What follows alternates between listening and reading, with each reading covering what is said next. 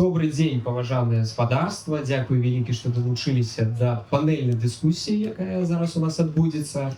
Панельная дыскусія прысвечана гісторыі польскага круглага стала і ці патэнцыйны перанос гэтай гісторыі, гэтага падыхода да сённяшняй Беларусі. Ці магчымы круглы стол у Беларусі. І я вельмі рады вітаць наших панелістаў, наших экспертаў, намесніца дырэктара офіса Святланы Ціхановскай Станіслава Гліннік, намеснік кіраўніцы аб'яднанага пераходнага кабінета кіраўнік НАУ Павел Латушка, галоўны рэдактар радыё «Рацыя» і тыднёвіка беларусаў Польшы «Ніва» спадар Йоўген Вапа, амбасадар Польшы, Беларусі і Грузіі Марыюш Машкевіч. Колішні. Былы. Але вось. І наш выбітны гісторык Олег Латышонак. Добрый дзень, спадарства, вітаю. І зараз мы бачым, як развіваецца у нас сітуацыя, як развіваецца кантэкст. Мы бачым, што Расійская Федэрацыя атрымоўвае даволі моцныя удары з боку Украіны далёкабойнай. Мы бачым, што сітуацыя сацыяльна, палітычная ў Расіі трохі пачынае змяняцца. Ёсць разуменне таго, што рэжым Лукашэнкі таксама назірае за гэтымі працэсамі. І ў гэтым агульным кантэксце, геапалітычным, стратэгічным кантэксце, калі саюзнікі Расіі спрабуюць ці проста адкалваюцца пад уздзеяннем знешніх фактараў, ці былыя саюзнікі Расіі спрабуюць неяк адбудавацца ад Расіі.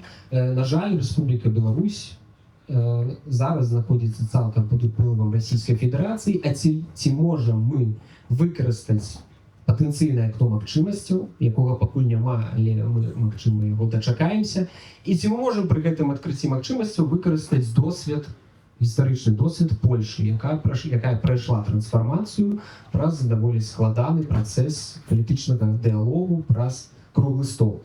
І каб доўга не зацягваць час пра кантэкст, я, можа, адразу перайду да пытанняў. І першае пытанне я бы хацеў задаць спадару Марыюшу Машкевічу. І пытанне гучыць наступным чынам.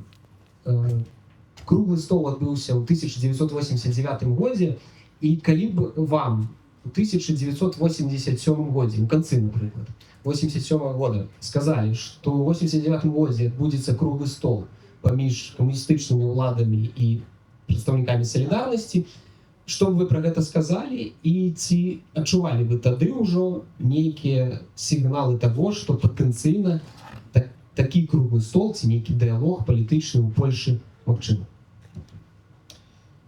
Пачну з адказа на так пастаўленае пытанне.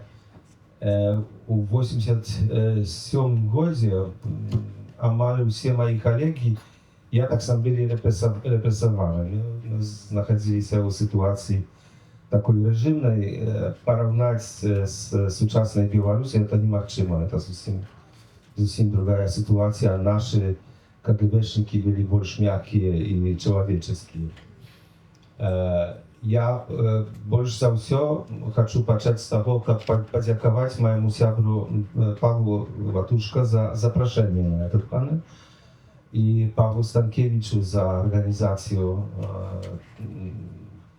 такой грамаднай імпрэзы, у якой я стараюся быць кожны год пасля смерці нашай паважанай спадарыні Басовішча, спадара Басовішча.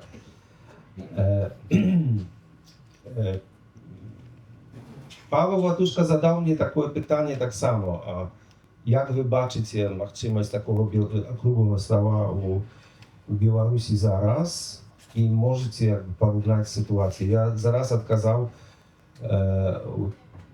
тот момент экспромтам, што у тот час, як я быў маладым чалавекам і частка маіх калег брала удзел, это называлася подстол młodzieżowy.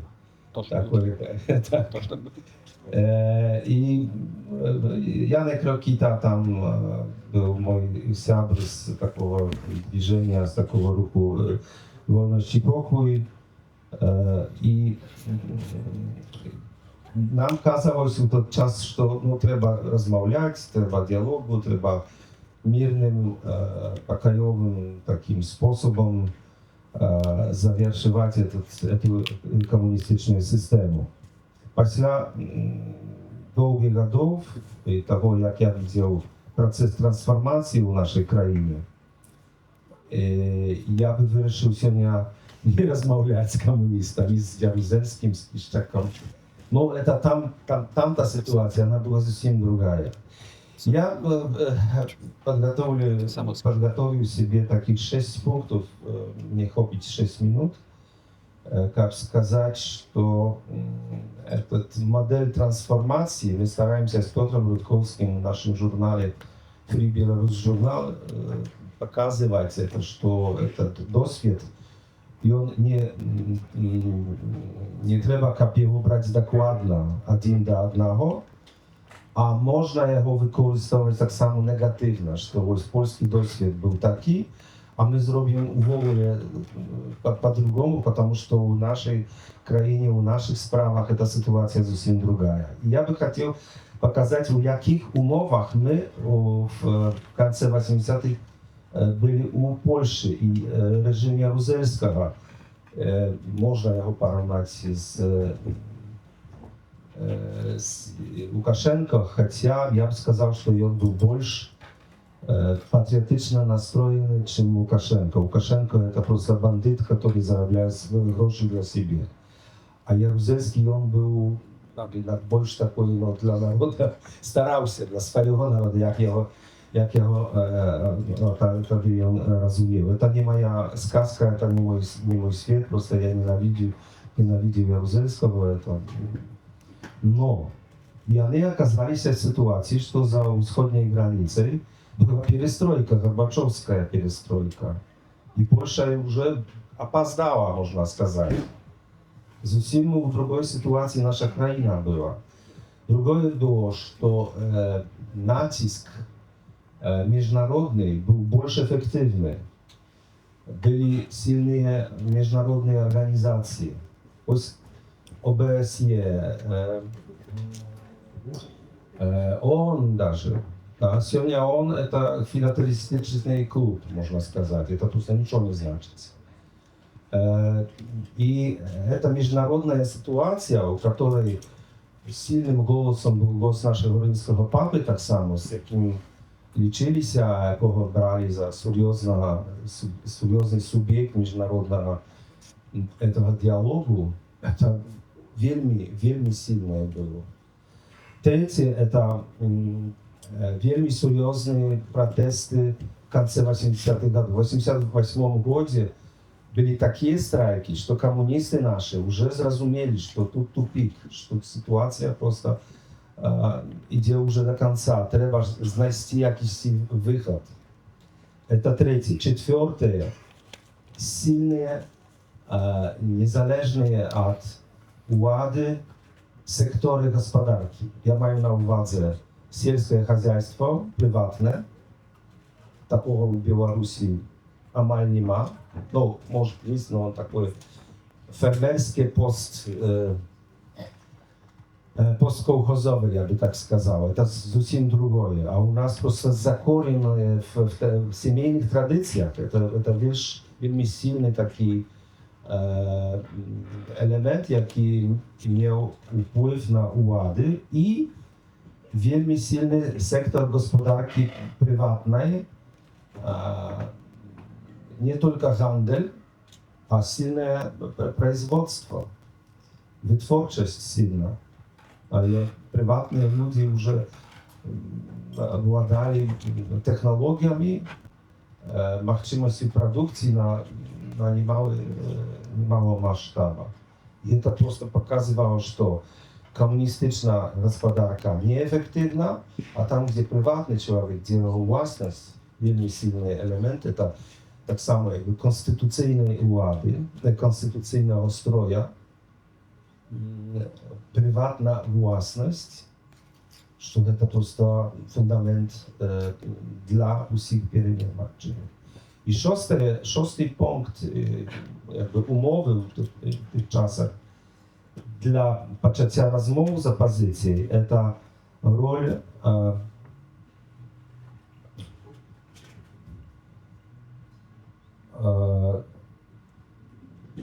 структур демократичного, я б так широко назвав, демократичного громадства. Організації незалежні, опозиційні. Костел католицький, я вже про Яна Павла II казав, і про нашу римокатолическую церковь, хотя и православных польских были тоже такие, так само такие святари, які просто показували свою незгоду на комуністичний строй, на комуністичной системе. И в этих умовах коммунисты видели, что они зашли в тупик. Я не бачу ні одного з цих елементів, пунктів, які я вам показав, зараз у Білорусі. Ось і різниця.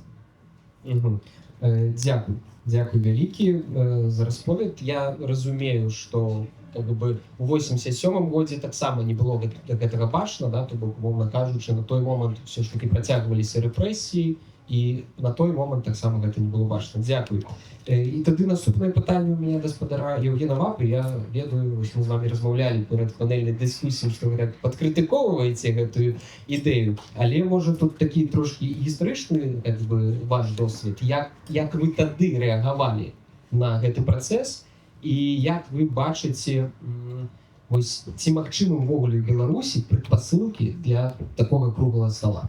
Не сьогодні, може завтра, може післязавтра. Witajcie, dziękuję za zaproszenie do dyskusji. Ona mnie dozwoliła wrócić u moje młode gady i u moje buntarskie gady. To jest wspomin, jaki jest związany z elementem jednej sprawy. To zmaganie z niesprawiedliwością. Poczucie młodych ludzi było wielmi tutaj ważnym. I kiedy mówić, ja jak wtedy student historii Warszawskiego Uniwersytetu, znajdował się w ten moment u Warszawie, gdzie prosta młodzież, patrzawszy ta fala, jaka przyszła ze śmiercią księdza Jerzy Popiełuszki, jaka prosta wielmi mocno zradykalizowała młodzież. To fakt, bo pamiętajmy, że Jaruzelski dosięgnął swoich metod. Znaczną częstku ludzi odprawił emigrację. Odprawił ich tych i polityczna zaangażowanych, i młodzież, jaka nie baczyła sensu zostawać u Polski i zjeżdżała. Ja pamiętam u siebie na historii, jak zaczęli znikać ludzie, ale nie to, że nie zdawali egzaminów. I oni prosto wyjeżdżali, gdzie była możliwość, uciekali w całą Europę, bo nie baczyli budućni, że jeszcze zmienić. Takie same byli nastrojeni. Ja tak żartem rozkażu, nawet kiedyś LOT w tym czasie objawił konkurs na lozung dla lotu, tak? Jak on chce robić. Avialinii, tak? On zrobił konkurs na siebie nowy. I ja poczytał, leżący gdzieś w sobotę w życiu Warszawy, bo był taki tory. I ja posłał taką proponową, na jaką zrozumiałem, nie miał szans wygrać, ale ona była prawdziwa, jaką zawsze mnie prosili, говорили, że niby kompanii. A to była taka moja. Lot nas łączy, lot oddala. Lotem zawsze ktoś spierdala. Tak, że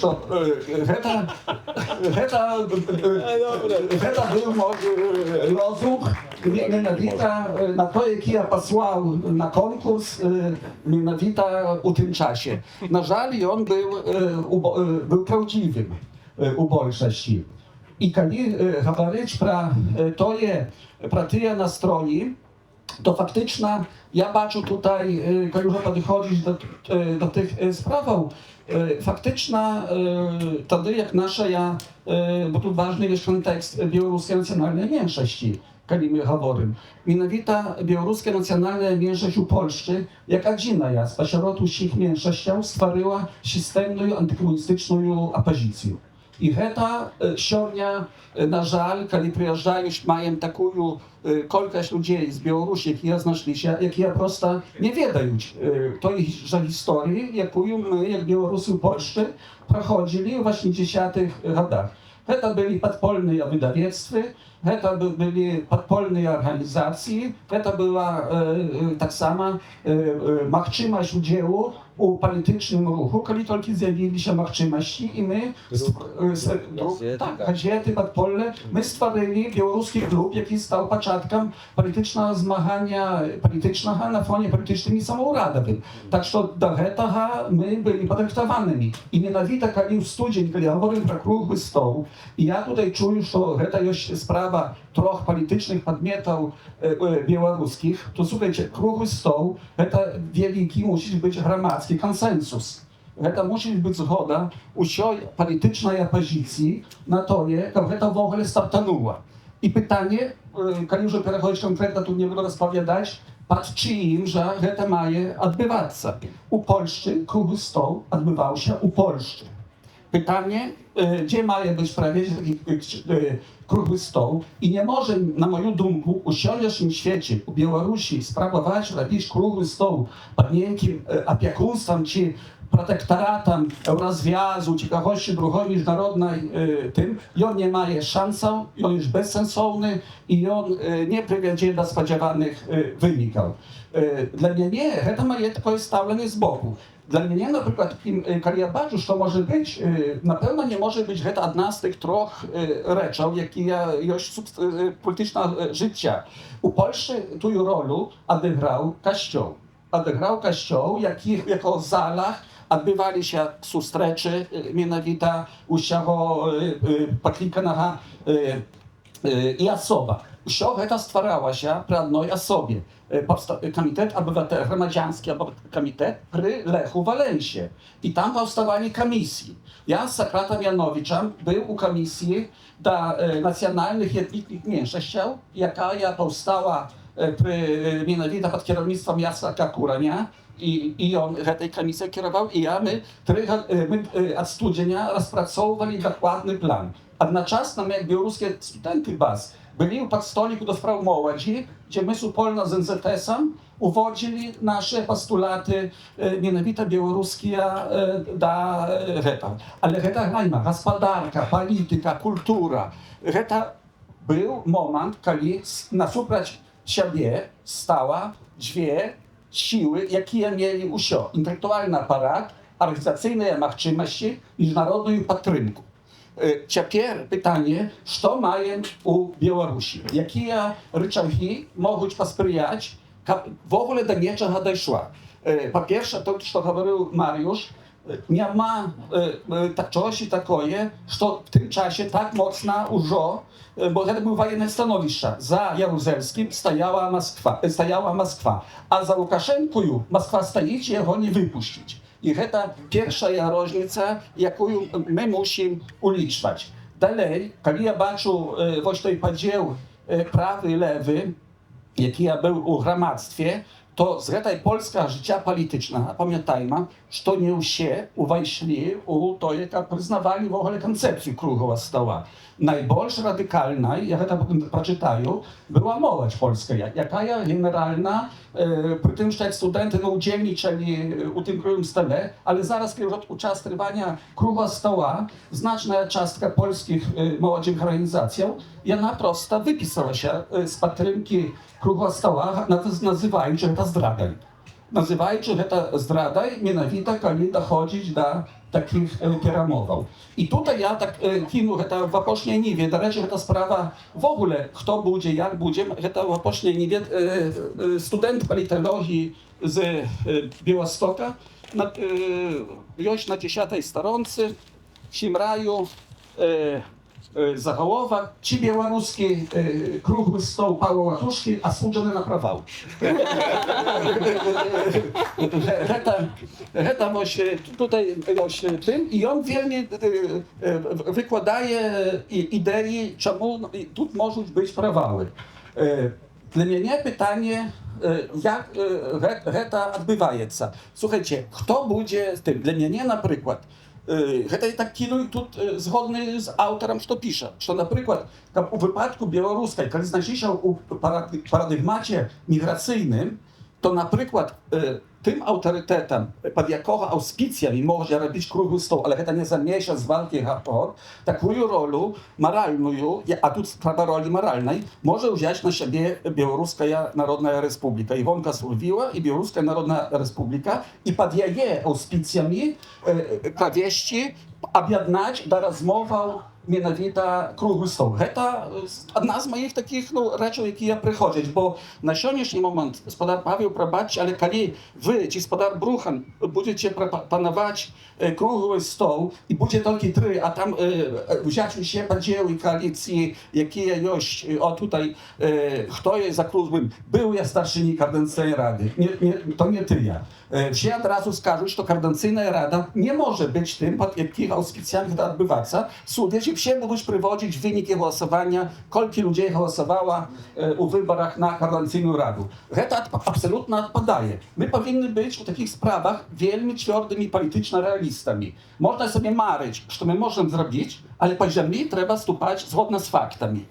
І калі яшчэ гаварыць пра тую ролю, гэта дзе яго прыводзіць. Калі мы лічым, што ўсё будзе адбывацца пад міжнародным нейкай кансэнсусе і пры міжнародным тым, гэта шлях, думаю, пустую.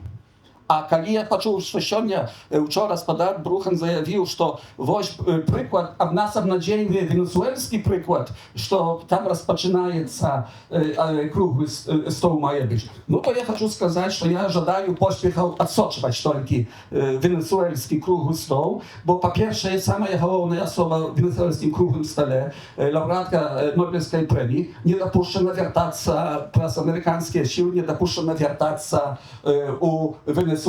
Так что я вельмі просил бы больше различивать на наш внутренний тым, чымся на міжнародную ситуацию. Міжнародная ситуация змяняется у сённяшнім свеце геапалітычным вельмі хутка, і яна Беларусь не ёсць у тым, каб зараз у змозе развязаць з адным махам палітычны фактор. Я не ўваходжу ўжо ў украінскі, я не входжу в украінскі фактор, бо гэта тэма зусім асобая. Але мне гэта зрабіць, гэта за 3 месяцы, 4 месяцы круглого стола ў такій ситуації, якая зараз ёсць з беларускай палітычнай сферай, і дыаспоры ў сярэдзіне краіны, гэта ёсць, на маю думку, нереальнае.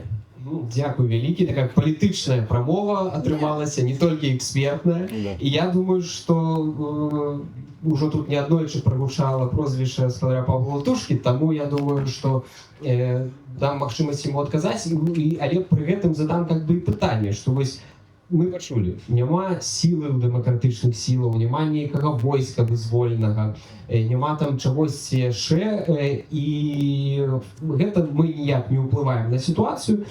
Але, паўтаруся, я ўжо праводзіў кейс Венесуэлы, я пачуў крытыку, але так ці інакш там ўжо распачынаецца палітычны дыялог, і давайте паглядзім, калі дапусцяць Машаду да яго, ці ўжо пад новыя выбары, і вяртаючыся да базавай размовы, а контекст, все ж таки контекст российско-украинской войны, он вельмі важный. И я думаю, что менавіта контекст российско-украинской войны может паўплываць на потенційны круглы стол у Беларусі. Ці вось, спадар Павел, лічыце вы гэта так комплексно, контекстно, ці все ж таки есть особые ошибки? Я хотел передусім подякувати організаторам Тутака Павлу Станкевичу за фестиваль, за магчымасць правесці дискуссию, за усіх тых, хто прыняў наше запрашэнне Народное антикризисное управление прыняць сёння ў дискуссии по круглому столе, і старшыні нашай Координаційнай рады Артему Брухану, які з'яўляецца адным з галоўных аўтараў і рухавіком гэтай ідэі круглого стола. Я думаю, што першае пытанне, на якое мы павінны адказаць,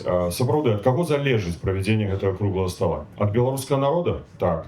Ад Лукашэнкі, напэўна, адкажам на пытанне, ці Лукашенко сёння захоча сесці за круглы стол. Я на гэтае пытанне адкажу адмоўна. Не захоча. Таму і было пытанне, мне здаецца, спадара Брухана да спадара амбасадара Марыша Машкевіча, а ці ён верыў у 1987 годзе, што ў 1989 годзе адбудзецца круглы стол, за якім будзе сядзець Ярузельскі і Кішчак, міністр унутраных спраў, можа хто не ведае, Ярузельскі это былы прэзідэнт Польшы, кіраўнік партыі ў той час, а Кішчак міністр унутраных спраў, які адказваў за масавыя рэпрэсіі ў Польшы, за забойствы. І я думаю, што хутчэй за ўсё вы адказалі не, вы не верылі. Так і сёння спадар ВАПа вы можете не верыць, але гэта не азначае, што праз 2 гады альбо праз год, а можа праз 3 гэты круглы стол не адбудзецца.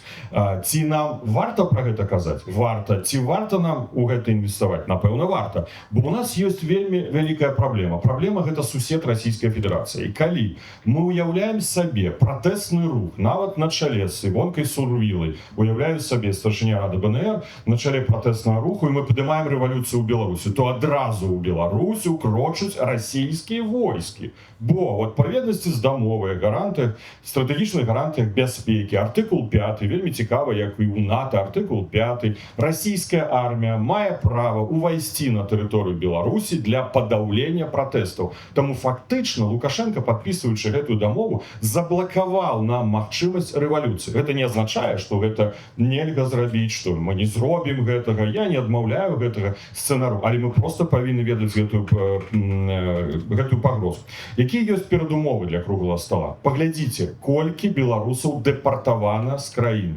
Гэта сотні тысяч, гэта мільён беларусаў дэпартаваных, якія знаходзяцца за мяжой. І гэта не толькі сам факт, што сёння яны, можа, тут сацыялізуюцца, мала прыязджаюць на фестывалі, удзельнічаюць у культурных мерапрыемствах, але это факт таго, што палова іх сем'яў засталося ў Беларусі. Гэта падзеленыя сем'і. І ўсе мы церпім з гэтага. Ну, пагадзіцеся, мы церпім з таго факту, што наш родны, блізкі, брат, сястра, матуля, бабуля знаходзіцца там, у кагосьці дзеці, у кагосьці бацькі. Мы церпім. Гэта фактор, які з'яўляецца перадумовай. Гэта немагчыма забыць.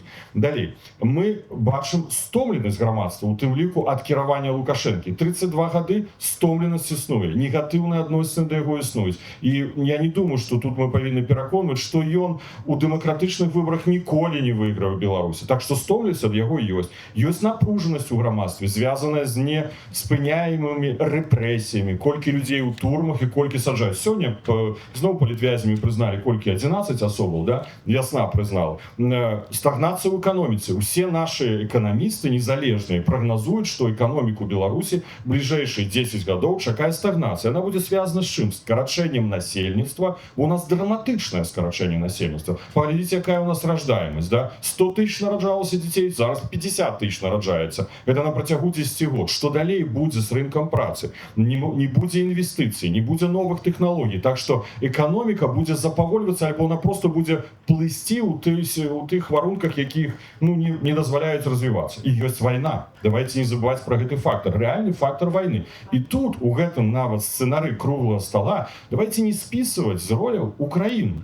Бо Украіна, як і Еўрапейскі Саюз, зацікаўлены ў тым, каб Беларусь была дэмакратычнай краінай і гарантавала бяспеку з пункту гледжання межаў для Еўрапейскага Саюза і межаў для Украіны. Як гэтую бяспеку забяспечыць? Паверыць зноў Лукашэнку? Я думаю, што ўжо ніхто не паверыць Лукашэнку не больш, толькі праз дэмакратычныя змены. Значыцца, аслабленне Расіі мы прямо бачым з вами on live, у прамым эфіры сёння, як знішчаецца ўся інфраструктура расійская нафтаперапрацоўцы. Reuters учора падаў, 40% зменшылася падача прадуктаў, нафтапрадуктаў на расійскі рынок. А калі заўтра будзе 80%, а што адбудзецца напярэдадні 20 верасня у выбараў у Дзяржаўную Думу? Окей, не адбудзецца до 20 верасня, до конца года. Калі Украіна і так далей будзе моцна, эфектыўна наносіць свае санкцыі углубь Расійскай Федэрацыі. Так што немагчыма капіяваць сітуацыю Польшы. Мы пра гэта не кажам спадар ВАПа і спадар амбасадара. Не, мы кажам, што тут могуць быць іншыя прычыны. Далей, якая тэма можа быць круглага стола? Я думаю, для нас самая галоўная тэма, і дзе нам знайсці трэба паразумення з часткаю номенклатуры, я перакананы з большую часткаю номенклатуры. Гэта незалежнасць. Каб не страціць незалежнасць. І тут я, як былы чыноўнік, як член урада, амбасадар, я перакананы, што абсалютная пераважная большасць дзяржаўных службоўцаў высокага ўзроўня хочуць, каб Беларусь была незалежнай дзяржавай.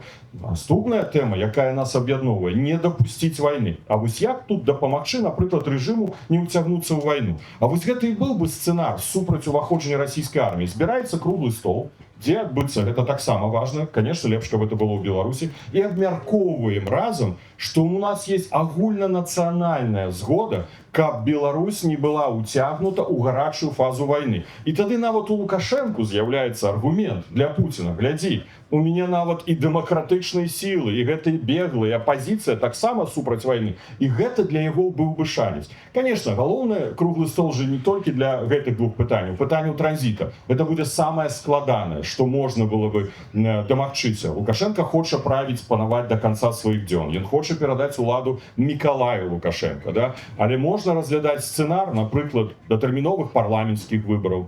Ну, можна ісці крок by крок. Якія інструменты? Вы казалі, што вось тады былі моцная пазіцыя гаспадар амбасадар свету. Арганізацыя Аб'яднаных Нацый дапамагала. Так, а нам не дапамагае. Ну, толькі што добра працуе спецдакладчык па правах чалавека, пастаянна робіць гэтыя справаздачы. Але ёсць самыя моцныя санкцыі за ўсю гісторыю Европы у адносінах да России и Беларусі. Будем казаць у кантэксце Беларусі. У Еўрапейскага Саюза ёсць залатая санкцыйная акцыя. І Лукашенко, каб уратаваць эканоміку, а што будзе адбывацца ў России? У России, вось тут спадар Кнырович можа пацвердзіць, а можа запярэчыць, у России будуюцца прадпрыемствы-дублёры. Кітайцы разам з рускімі будуюць зараз трактарныя заводы, будуюць КамАЗ, пачынае вытворчасць БелАЗа, значыць, далей Белшины, дублёр з'яўляецца ў Расійскай Федэрацыі. Ён выбраў стратэгічна памылковую палітыку. Ён зараз канкуруе з гатовымі кітайскімі таварамі, а заўтра ён страціць рынок, бо там будзе імпартазамяшчэнне, праграмы па імпартазамяшчэнню. Ён гэта не паспее. Значыцца, пазней інструменты ціску, зноў жа сказаў, Украіна. Дарэчы, у Еўрапейскага Саюза ёсць адпаведныя Council Conclusions. Гэта рашэнне Еўрапейскага Саюза 2024 года, і ў пункце 10 Council Conclusions написано, что Европейский Союз домагаецца ад так званых уладаў Беларусі распачатку інклюзіўнага дыалога з грамадствам. Так что у нас с Брюсселем абсолютно аднолькавая позиция. И тому, калі мы кабинет, у нас это не позиция латушки, это позиция об'яднанага пераходного кабинета, это позиция офиса. Зараз мы будем выносить на разгляд Координаційнай рады. У нас это агульная позиция усіх дэмакратычных сил. Далей, тому мы прапаноўваем двухкроковую стратегію. Злучаным Штатам Америки мы прапаноўваем добивайтеся вызвалення палітвязняў і спынення рэпрэсій, а Еўрапейскаму Саюзу, калі Лукашенко грукаецца ў ваши дзверы, а ён грукаецца ў іх дзверы, кажам, вы ему адказваеце, спачатку распачынай дыалог з беларускім грамадствам і пераходзь да сістэмных зменаў. Вось гэтую падыход мы выклалі Брюсселю. І мы спадзяемся, што, конечно, патрэбна кола саюзнікаў, каб у гэтым коле было Францыя, Нямецчына, Польшча, Украіна таксама. Ну і грамадская думка. Дарэчы, я не памятаю, сацыялагічнае пытанне ўжо двойчы рабіліся, і па сацыялагічных апытаннях спачатку, калі яшчэ не было нават інфармацыі пра круглы стол, 25% беларусаў выказалася за, а зараз там до 49 дайшло. Там 35-40. Да, 35-40%. Это еще не моя информационная кампания. Я перакананы, большасць беларусаў бы хотела бы сесці і дамовіцца. Конечно, шмат будзе, як правильно вы казалі, спадар Вапа, спадар Машкевич, будзе залежаць ад пазіцыі Еўрапейскага Саюза і грамадскай думкі. І я згодны з Артёмом Бруханом, што варыянт Венесуэлы гэта рэальны, сённяшні, практычны прыклад. І давайте вельмі актыўна сачыць, як там будуць развівацца падзеі. І я перакананы, што Мачада, вось магу на заклад з вами, спадар Вапа, па-сяброўскі пайсці, будзе удзельнічаць. Да, будзе удзельнічаць. Нет, Артём пагаліўся. Будзе удзельнічаць у дэмакратычных выбарах у Венесуэле. Будзе, я ў гэтым перакананы. Чаму она зараз не паехала? Ну так, яна парушыла там нейкія камунікацыі з амерыканцамі. Ну і апошняе. Так, круглы стол у Беларусі. Да. Вось, а давайте уявім такой сцэнар. Заўтра адбываецца Мінск-3. Саміт міру по заканчэнню вайны. Ну гэта хоча Лукашенко. Так, ну напрыклад, і гэта адбываецца. І ў той самы дзень круглы стол. У той самы дзень, у один дзень, разумееце? І вось гэта наша задача як палітыкаў. Разумееце, мы можам тут дыскутаваць. А вось наша задача прапанаваць еўрапейскім партнёрам тыя сцэнары, якія адпавядаюць нашым нацыянальным інтарэсам, і пераканаць, што яны адпавядаюць і іх інтарэсам. І адначасова можна вырашыць праблему вайны в Україні, Росії супроць України і адначасова вырашыць глыбокі ўнутрыпалітычны крызіс у Беларусі, бо бяспечная Беларусь гэта стратэгічны інтарэс Еўрапейскага Саюза і Украіны. Дякую. Дякую великі. Такі дві політичні промови дискусії прозвучали. Бачите, я це забрав. Я місце потім питання залі. І я зараз перейду до Стасі Каліласка. Ну ось ми почули таку промову у підтримку круглого стола, почули і скептичні підходи. Ну, коли не круглий стол. Ось які сценарії, твоє міркування, можуть бути інші, коли не круглий стол, не політичний діалог. Что гэта можа быць і ці гатовы мы да тых сцэнарыяў? Слухай, ну, шчыра кажучы, па-першае, добры дзень усім. Вітаю тутак, не бачу Павла Станкевіча, дзякую вялікі за запрашэнне, за арганізацыю. Класна быць тут, як ўжо чацвёрты год запар, таму мой любімы фэст, цешуся, што сёння атрымалася прыехаць. Што датычна тэмы нашай размовы? Круглы стол з'яўляецца, безумоўна, ідэалагічным працягам таго мірнага пратэсту, які мы распачалі ў 2020 годзе.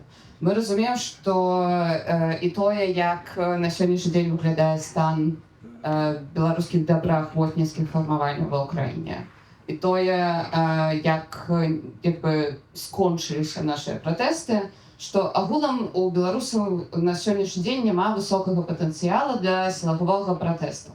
І як бы нам гэта камусьці, мабыць, бы марылася, кагосьці гэта пужае. Але гэтага няма, і на сённяшні дзень шанец на тое, што заўтра ў Беларусі адбудзецца сілавы захоп улады, ён яшчэ меншы, чым шанец на круглы стол. Мы, безумоўна, у сваёй працы спрабуем падрыхтавацца да ўсіх варыянтаў мажлівых. Але круглы стол, мне здаецца, самым ён з аднаго боку цяжкі, таму што ўсё ж такі досвед круглых сталоў, асабліва польскіх, паказвае тое, як номенклатура часам можа захаваць свае месцы пры такіх пераходах. Агулам посткамуністычныя з краіны яны маюць такую тэндэнцыю да таго, што гэтыя пераходы не адбываюцца цалкам да дэмакратычнага, што патрабуецца некалькі дзесяткаў гадоў, калі не яшчэ больш, каб номенклатура цалкам выбілася з сістэмы, каб змянілася і сістэма бяспекі, сілавы блок. Немагчыма замяніць усё гэта адным днём на сённяшні дзень. Усё роўна нейкі транзіт гэтых сістэмаў ён мусіць адбывацца. І, безумоўна, калі гэта будзе адбывацца ў дыялогу з гэтымі сістэмамі, ну, магчыма, гэта насамрэч спросціць гэтую працу, таму што ёсць пэўная база дадзеных краіны, якая мусіць быць перададзена. І краіна мусіць функцыянаваць у любым стане, што б не адбывалася, мы не можам дэфолтнуць Беларусь адным днём. Мне здаецца, што у нас ёсць першая кропка ўваходу для гэтага дыялогу, тое паказваюць усе магчымыя даследаванні, якія, канешне, цяжка на сённяшні дзень праводзіць, але ўсё, што ёсць, паказвае адну рэч, што 96% беларусаў аб'ядноўвае адзіная каштоўнасць. Гэта незалежнасць Беларусі. І вось гэта тая кропка, з якой трэба пачынаць. Размова пра тое, што Беларусь неабходна захаваць незалежнасць. Мы не можам працягваць гэты шлях у паўнавартаснае станаўленне калоніі Расіі. І для таго, каб гэта адбылося, таксама мы разумеем і польскі досвед, што першы і галоўны фактар гэта тое, што на момант, калі адбыўся польскі дыялог, Расія страціла свой уплыў у Польшчы ўжо на той момант. Ужо не было такога фінансавага потоку, як было. Але армія стаяла. Армія стаяла, не было фінансавання, не было вялікага інтарэсу Гарбачова захоўваць усіх сатэлітаў на той момант. Стварыліся ўмовы і стварыліся на першую чаргу з паслабленнем Расіі ў момант, калі ў самой Расіі адбываліся пэўныя змены. І як слушно адзначыў спадар амбасадар Латушка, тое, што зараз адбываецца і тое, якіх новых новых дасягненняў дамаглася Украіна на ваенным полі, і тое, што якім накірунку Украіна рухаецца, можа прывесці да паслаблення Расіі. І гэта можа стварыць гэтае вакно магчымасцяў для нас. Тому що коли у Росії не буде додаткових фінансів до вливання в Білорусь, ну, ось гэта, магчыма, стане пунктом, дзе мы зможам размаўляць. І, наша задача быць гатовымі да розных сцэнароў. І я асабіста абіраю круглы стол як, мірны, як тое, што, хутчэй за ўсё, дапаможа захаваць жыцці беларусаў у першую чаргу, так што гэта мусіць быць наш паслядоўны шлях да дэмакратыі. Ён хутчэй за ўсё даўжэйшы, але ён і найменш стратны для людзей.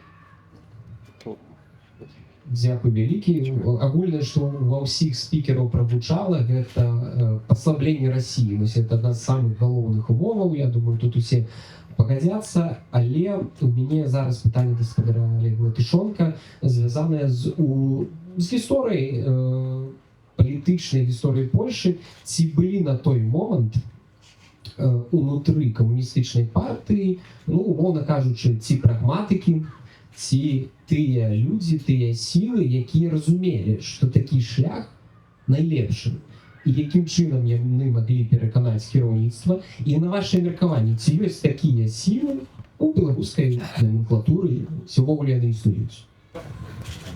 Dziękuję za zaproszenie do dyskusji, ale chcę сказать, że ja siebie nijakim ekspertem nie odczuwaję, pokolki ja wiedział, że to trzeba robić u 90, ale to w 26 i dalej nie mają pojęcia i tak samo nie mają pojęcia про Białoruś, что там się odbywa i może być.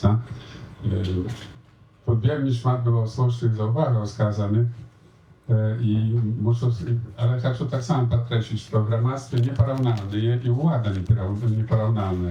No ja skażę, odsiedziałem cały 83 rok, wyszedł z turmy, przyjęli mnie do pracy w Krakowie, tu Jagielloński Uniwersytet. W 85 dali paszport, kapianu sobie w Karyninku, pojechać na konferencję. No prosto niejako nikt z nas nade mną nie zdziekawał się o turmie. Wyszedł z turmy na 5 kg muskułów ciężejszy, a kiedy glądał na tych, jakie wychodzić się z łukaszenkowskich turnów, to prosta, to żart, absolutnie nie do porównania. Ale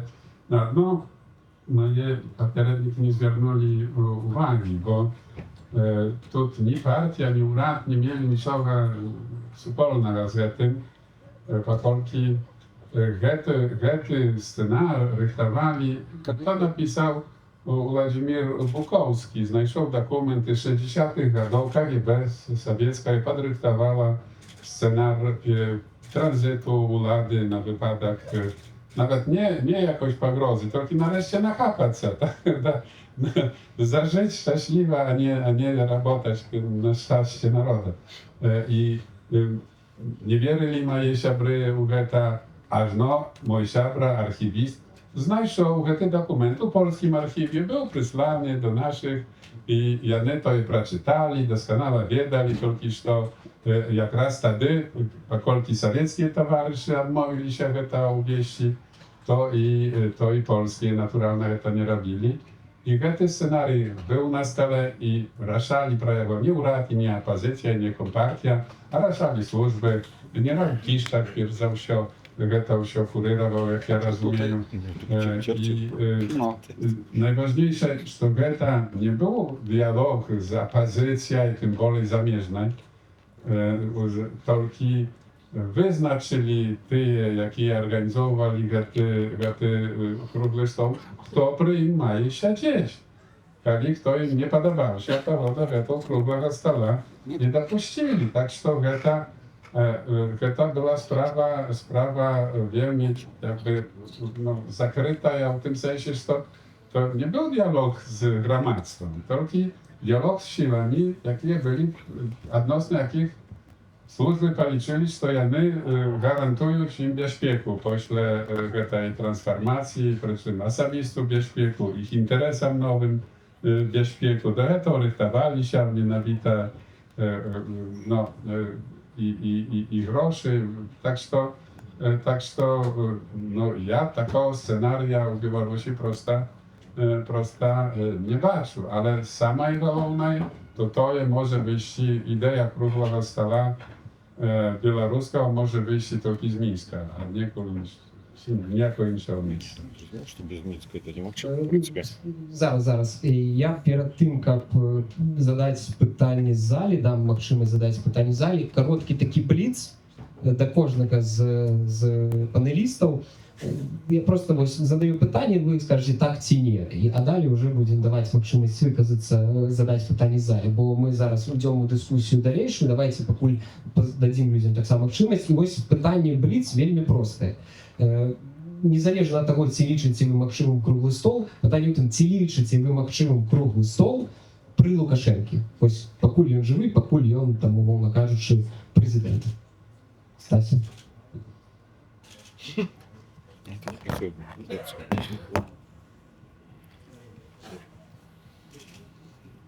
Nie. Дякую, Павло Павлович. Не откажешь в так цене, в зависимости от развития экономической ситуации внутри краины и ослабления Российской Федерации, так.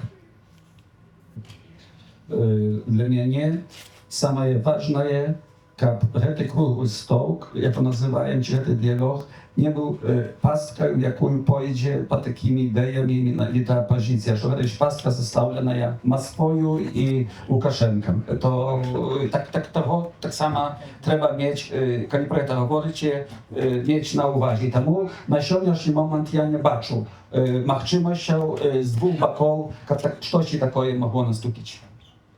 Господар Маруш. Я скажу, як наш бывший президент Лech Wałęsa. Да, а даже нет.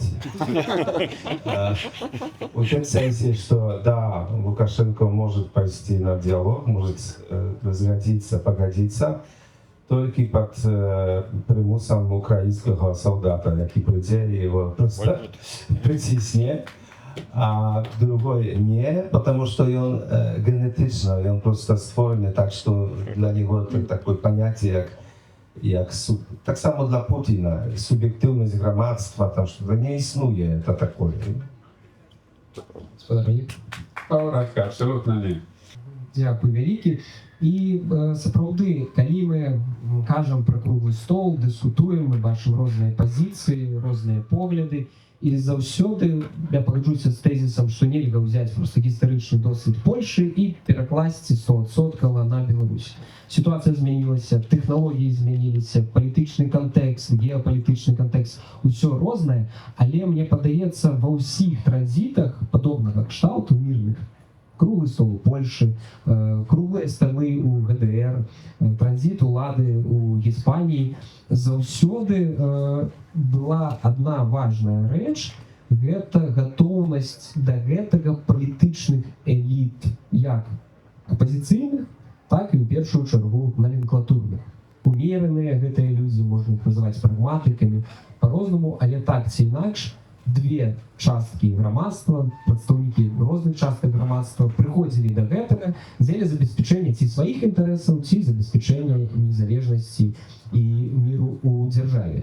І таму я, можа быць, таксама гэта будзе да ўсіх панелістаў такое пытанне. Я спадару яго задаваў, але я думаю, што, можа быць, таксама іншыя выкажуцца. Ці лічыце вы, што ўнутры рэжыма зараз ёсць такія групы, якія патэнцыйна, ну, калі не пры Лукашэнкі, але калі там штосьці з ім стане, будуць гатовыя для запуску такога працэсу. Ну, я, магчыма, пачну з гаспадара амбасадара. Вам, калі ласка, слова. Двух амбассадоров есть. Я пачаў свой адказ ад так само пытання пра такое основное питание про структуру ценностей. Так у Вады, как и у оппозиции. Если мы найдем каталог этих ценностей, в каталоге этих ценностей с одного и с другого боку то же самое, это максима, да, и есть поле для дискуссии. Но я боюсь, что сбоку у Вады Беларуси такого системного каталога ценностей нет, потому что это бандитская влада. А у бандитов, как видите, у воров, то, что говорится, там, жить по понятиям, это означает, что я тебе скажу сегодня, что значит жить по понятиям, по каким понятиям. А завтра, может, скажу тебе другое. Потому что, что будет для меня выгодно, я буду решать. Не будет никакого супольной системы, структуры, у якої ти будеш входити на таких самих умовах, як я. І у тим різниця. Тут бандитська система постбольшевицька, постсталіновська, з якою ми не можемо просто порівняти хоча б Ярузельського. Ярузельський, як ви знаєте, це був чоловік, який виховався в религийной семье, у шляхетской семье. И он пошел потом по рукам, как говорится, по рукам большевиков, пошел на службу советской разведки, он был просто агентом советской разведки. И он служил просто в Москве. И он зрадил Польшу, так? Но у него в корнях зосталось это. Я у батьки Шкловського такого не бачу просто. Это просто пацан, який просто виховався хулиганом, был хулиганом и застанется хулиганом, и все, бандитом, да. Євген. Коли говорить про ті умови і предпосилки, гляньмо, уже 32 года Лукашенко при владі. Ярузельський був тільки 9 років. Если бачить просто 60-ті годи, як був міністром оборони, Так, ну так, але при самой той, коли вже тримав ключі. не проблема. Але гэта абазначала яго канец. Такім круглы стол, усе гэта дамаўляліся, але два бакі палітычна схітраныя ведалі, хто каго яшчэ аб'ягорыць абыграе ў апошні момант. Так што круглы стол гэта толькі пачатак палітычнай барацьбы і змагання, хто каго прадасць, хто каго купіць і хто канчаткова возьме ўладу пасля дамоўленасцяў круглага стола. Так што не стварайма ілюзіі што да дэмакратычнасці пасля круглага стола. Тады распачнецца толькі бой, разнабой, і там тады рашаць будуць сілы менавіта спецслужбы. Бо памятайма, што адбылося пасля 89 году палітыка палітыкай, а разведзенымі скарысталіся на тым менавіта спецслужбы. Я выпадкова сказаў пра даўжыню. Чым даўжэй Лукашенка, тым прапановы круглага стола будуть неатракційними для молоді, яка узростає. Довжиня життя Лукашенкова керування обозначає радикалізацію молодого покоління, для яких слово «круглий стол» буде анахронізмом. Бо вони добре відають, що в виніку круглих столів будуть відбуватися тільки ошуканства і поділ влади, і разом поділити владу. У Польщі, хочу вам зацитувати, у 89 год круглий стол, а є федерація менавіта молоді, яка змагається, яка не погоджається на круглий стол. Я зачитаю вам молодь, яка була абсолютно у більшості негативно наставлена до круглого стола. Как вы это ведали, радикализация шла, прошел Олег. Згодом з Олегом, это була домова з Москви дадена, як відбувся круглий стол. Молодь говорить у своїх освідченнях. І в 88 році, де страйки, говорив господар посол, вони відбувалися тільки до круглого стола було тому, що страйкували передусім університети і студенти. А в фабриках, у підприємствах настрой страйків вигасав. Комітети страйкові, пам'ятаю вельми добре, як захочували, щоб люди ще страйкували робочі. А фактичні страйки проводили тільки вищі установи і молодь у вищих установах. І молодь пише, слухайте, у круглий стол, вам прочитаю фрагмент. Круглий стол – це один посередок, не приносячи ніяких ефектів, а його мета є тільки взяти і вентрі безпеки на п'ятій політичній ситуації в Польщі спустити. Чи група, яка скуплена побач Валенси, можна признати за опозицію. Коли піднімаються розмови з бандитами, які мають смілость називатися керівничим робочим урадом, а потрапили в 56, 70, 81 році стріляти до робочих з урадом, який катував, мордував наших братів, а наш відказ є один. З невідказним урадом не можна підіймати ніяких розмов. Треба з ними змагатися. І пише далі. Ну і дочекалися. По годах комуністичного самокерування приходить час на подобне співкерування. Тим разом сценарій буде криху другий. Влада застанеться в одних руках. Можливість говорити будуть мали двома з відказними будуть усі. Думаю, що о новій виборчій пропонованій при круглому столі замість той плебісної фарси Валенса з Кищаком могли бы самі вибирати Сейм, Сенат, президента. Було б справній і тоней. А що саме головне, усім, як ми зрозуміли, що так увогуле ми їм не є потрібними. І питання, наскільки потрібними, ось для того, що за другий бок полічить, що навіть білоруські демократичні сили є в ogóle потрібні, як у чим-колись ще бути у політиці. Дякую, велике. Знову емоційна така промова. Дякую. Але така рефлексія на конт гэтага. Ось ми зараз чуємо від вас таку критику польського круглого стола, знаходячися у демократичній, вольній, незалежній Польщі. Ми, білоруси, чуємо, як древно відбувалося під час польського круглого стола і до чого це все привело, ось до того, що ми бачимо зараз. Максима, як історія, так ми розуміємо, пішла так, як пішла. Але так ці інакше для нас сьогоднішня Польща – це приклад, це то місце, де нас усіх прийняли, де ми можемо казати все, що думаємо, де нас підтримують, де ми можемо проводити такі фестивалі на білоруській мові, популяризувати білоруську культуру і займатися політичною діяльністю в вигнанні.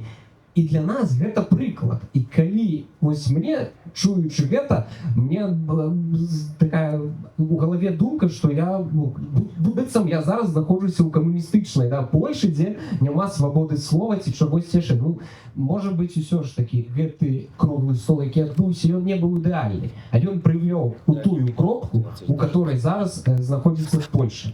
І для нас Польща сьогоднішня, це справді приклад. Мне треба додать тогда. Микрофон. Не працює. Возьмите. Можно другой Только вот этот логичный вывод ваш, что зараз мы находимся в демократичной Польше, я хочу додать, что худкость развития и трансформации польской политики, экономики усього в Польше не така, як ми жадали з самого початку. Почему? Потому что мы дали этим коммунистам слишком много после этого, слишком много отдали. И за это проблема. Не это, что мы не дошли до демократии, что мы зараз находимся в трудной ситуации. Нет. Польша, на счастье, является в этом регионе Европы, может и мира, przykładem, samym lepszym przykładem pozytywnej transformacji z komunizmu, z dyktatury do demokracji. Но это могло для моего поколения. Мы потратили 10-15 годов. Это у тым сенс. Я хотел бы погодиться с гаспадаром Артёмом Брухановым на конт того, что я так само сижу и просто здзіўлены, як гаспадар ВАПа так моцна крытыкуе ідэю круглого стола. Уявіце сабе, 1989 год, адбыліся дэмакратычныя выбары ў Польшы, у Польшы не было больш палітвязняў, у Польшы не стралялі ў рабочых, у Польшы легалізаваліся палітычныя партыі, дзейнічалі прафсаюзы, з'явілася нармальнае развіццё прыватнай уласнасці. Я разумею, што вы хацелі, каб хутчэй гэта пайшло. Мы просто хочам, каб гэта было, вось тое, што я толькі што назваў. Хаця бы так, да, з гэтага пачаць. Таму я сапраўды здзіўлены гэтай крытыкай. Дарэчы, можа хтосьці з прысутных не ведае, што Церцель уже адказваў на гэтую ідэю круглого стола, старшыня КГБ Беларусі. Ён сказаў, што там беглыя нам прапануюць, Майдан? Да, ну адказ мы адказалі, што не, мы не прапануем Майдан, мы якраз таки прапануем пры сваёй павазе да Майдана украінскага, мы якраз таки прапануем дыялог. Бо яшчэ раз паўтаруся, вось знакавы вось такі моманты свайго першага выступлення, што ёсць дамова з Расійскай Федэрацыяй, якая, на жаль, дае права расійскай арміі увайсці на тэрыторыю Беларусі, падавіць любы пратэст.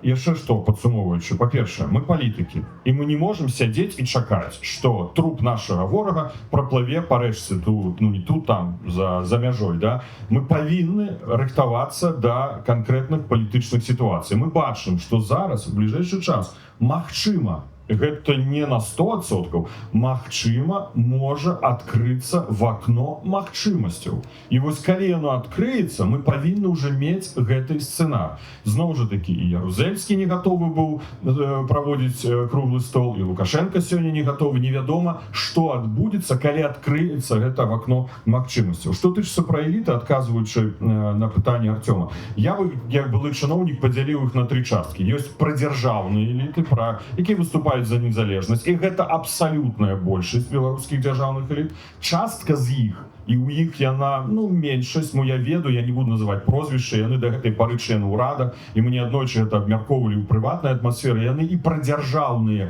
і праліберальныя, то есть яны за дэмакратычныя каштоўнасці і з нацыянальным нават акрасам, нацыянальным элементам, падтрымцы нацыянальнай культуры, мовы, беларускай гісторыі і гэтак далей. Ну, вось, глядзіце, мы зараз спрабавалі на Грунвальдзе сцяг бел-чырвона-белы усталяваць, нам не ўдалося, але я тады ўзгадываю, што я амбасадарам Беларусі ў Польшы падпісваў дэкларацыю аб тым, што Грунвальд з'яўляецца нашай гістарычнай сумеснай спадчынай разам з віцэ-прэм'ерам Польшы Анджеем Леперам у 2006 годзе, а пазней у 2010, як міністр культуры, фінансаваў нават збор харугваў у падляшскім воеводстве, якія, ну, гістарычная рэканструкцыя была, якія рушылі пазней на Грунвальд. І як міністр я з рэспубліканскага бюджэту, з дзяржаўнага бюджэта мог гэта прафінансаваць. Так што і гэтыя чыноўнікі, яны там засталіся, які мне не пярэчылі, не ставілі мне падножкі і падтрымлівалі, і Міністэрства фінансаў гэта ўсё падтрымлівала, разумееце? Ну і ёсць трэцяя частка пра расійскія эліты. Гэта велічэзная памылка Лукашэнкі. Тое, што ён праінвеставаў у тое, што ў яго шмат інвелігаваных Расійскай Федэрацыі знаходзіцца ва ўладах Рэспублікі Беларусь. Гэта праблема.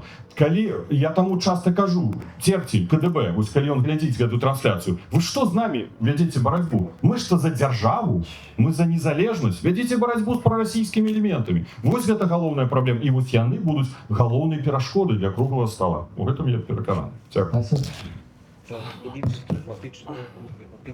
Мне здається, вже попалося. Все сказав. Ну і підсумовуючи, спадар професор. Ja prosto tak samo думаю, jak gospodar, ambasador, jaki siedzi w Polsce. Że хочу сказать, что все, что в истории здарилося при моim życiu, było dla mnie niespodziewanką. I тому я sobie уявляю кожний сценарій, причому нехай буде і круглий стол, як один зі сценаріїв, але так само інші просто можуть бути такі вже, no to tak może zatreści się все. Ja nawet już został jak stara, jakaś babula, kiedy że to śmiał się думать i powtarzać, katolki nie było wojny. A to będzie naprawdę każdy wariant maksymy i trzeba do każdego przynajmniej moralno podrychtować. Все ж таки додам про еліти. Особливо треба казати не тільки про чиновників, а пра спецыяльныя службы, у першую чаргу пра прадстаўнікоў КДБ. Пакуль зацікаўленасці ў круглым стале пераменаў не будзе ў мурах самого будынку КДБ, яго, на жаль, на мой погляд, не адбудзецца. І гэта таксама праводзіць нас да таго ж парадоксу, так? Тое, з чым вы ўсе не згодны, тое, што вам не падабаецца ў тым, як прайшоў круглы стол. Што пакуль самыя службы не маюць разумення неабходнасці пераменаў, пакуль у іх няма ўнутранай згоды на гэта, не атрымоўваецца пераменаў. Нідзе ў постсавецкіх прасторах гэтага не было. І яны аўтаматычна робяцца удзельнікамі гэтых пераменаў. І аўтаматычна мы мусім мець да іх прапаноў. І за гэта патрабуюць банкаў, etc. і другіх рэчаў. Гэта як бы такая, ну, гэта непростая думка, так? Я як чалавек шчыры, мне б хацелася, каб усе карнікі панеслі адказнасць. Мне хацелася б, каб усе людзі, якія працавалі з Лукашэнкам, не мелі аніякага дачынення да будучай Беларусі. Але калі дэмакратызацыя Беларусі магчымая толькі ў той момант, калі мы прапануем ім дарожную мапу на 10-20 гадоў па выхадзе з гэтага крызіса, дзе ў іх ёсць магчымасць нешта мець для сябе, але ў выніку мы маем свабодную незалежную Беларусь, і я думаю, што мы мусім гэты варыянт таксама ўсур'ёз разглядаць. Дзякуй вялікі. І падсумоўваючы дыскусію, я думаю, што мы ўсе пачулі некаторыя рэчы, якія у кожным адказе кожнага спікера яны прагучалі. І першая базавая рэч, канешне ж, гэта аслабленне Расіі, гэта базавая рэч. Другая рэч, якую я пачуў, можа, у кагосьці больш артыкулявана, у кагосьці менш, гэта гарантыі бяспекі для службаў і номенклатуры. Гэта тое, без чаго таксама складана сабе ўявіць патэнцыйны круглы стол. І трэцяе, гэта суб'ектнасць дэмакратычнага руху. Хтосьці павінен быць за гэтым круглым сталом з боку дэмакратаў. Хто гэта будзе, як будзе фармавацца дэлегацыя, гэта наша наступная праца. Гэта абмеркаванне грамадскае, выпрацоўка пазіцыі, з чым мы ідзем на гэты круглы стол, як мы бачым выхад з гэтага палітычнага крызіса. І мне падаецца, сённяшняя дыскусія, яна вельмі класна прадэманстравала тое, што некаторыя рэчы, якія ў той час гістарычна былі натхняючымі, праз 20-30 год будуць вельмі моцна крытыкавацца. Але так ці інакш, неспадзянкі, яны адбываюцца ў гісторыі. І вельмі крута, калі мы частка гэтых неспадзянак. Дзякуй усім вялікі за тое, што прынялі ўдзел. Дзякуй вялікі. Ініцыятыва з папернага.